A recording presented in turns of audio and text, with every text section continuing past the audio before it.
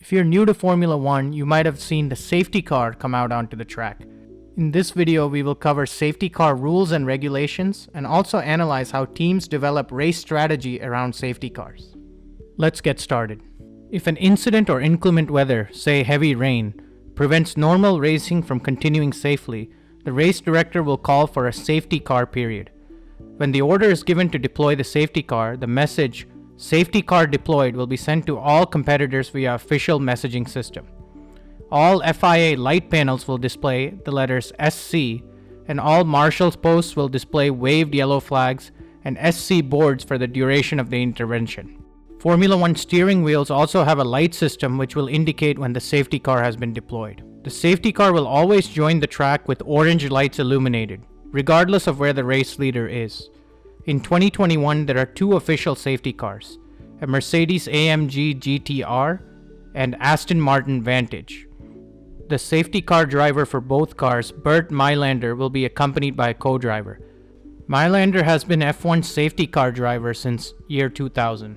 Once the safety car deployed message has been sent out, all competing cars must reduce speed and form up in a line behind the safety car, no more than 10 car lengths apart. Under normal safety car conditions, no driver may overtake another car on track during the safety car period. There are a few exceptions. On some occasions, the race director will allow lapped cars to unlap themselves. If this happens, a message saying, "Lapped cars may now overtake," will be sent to all competitors via official messaging system. Any cars that have been lapped by the leader will be required to pass the cars on the lead lap and the safety car. The safety car will also show green lights, which indicates that cars may pass the safety car. When entering the pits, a driver may pass another car remaining on the track, including the safety car, after he has reached the first safety car line. The section on the track between the first safety car line and the beginning of the pit lane is known as the pit entry. When leaving the pits, a driver may overtake or be overtaken by another car on the track before he reaches the second safety car line. The section on the track between the end of the pit lane and the second safety car line is known as the pit exit. While in the pit entry, pit lane, or pit exit, a driver may overtake another car which is also in one of these three areas. When the clerk on the course decides it's safe to call in the safety car, the message, "Safety car in this lap," will be sent to all competitors via the official messaging system, and the car's orange light will be extinguished. This will be the signal to competitors and drivers that it will be entering the pit lane at the end of that lap. At this point, the race leader may dictate the pace and, if necessary, fall more than 10 car lengths behind the safety car. In order to avoid the likelihood of accidents before the safety car returns to the pits, no erratic acceleration or braking, nor any maneuver which is likely to endanger other drivers or impede the restart is allowed by the race leader.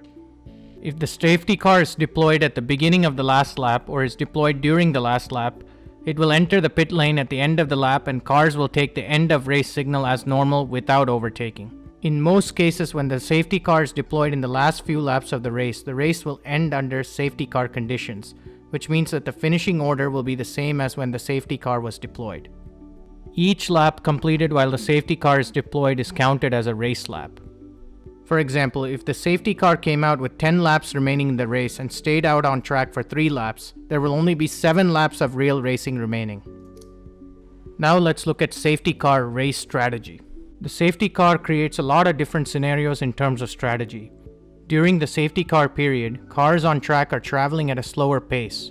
This means that cars that decide to take a pit stop will lose less time than under normal racing conditions. Commentators often refer to this as a free pit stop or a cheap pit stop. This is the reason you see so many cars diving into the pits when a safety car is announced. The cars that pitted in the laps prior to the safety car lose out. Even though they might have a pace advantage, they could be easily overtaken by cars who pitted during the safety car period. To attempt to gain this advantage, some teams go long in their first stint. This means that they drive the tires which they started the race with for a long period of time, hoping that a safety car will come in and they can get a cheap pit stop to overtake their competitors. Teams can often change race strategy during a safety car period. For example, a team might have initially calculated that the fastest race would come via a 1 pit stop strategy under normal race conditions. But when the safety car is deployed, the race strategy team might determine that a 2-stop strategy might give them an advantage, considering that there's a free pit stop. If a safety car is deployed towards the end of the race, top teams might consider taking a pit stop to attempt for the fastest lap. What are your feelings about F1 safety car rules and regulations? Leave your thoughts in the comments below. Thanks for watching. Make sure to like this video and consider subscribing to the channel for more great Formula One content.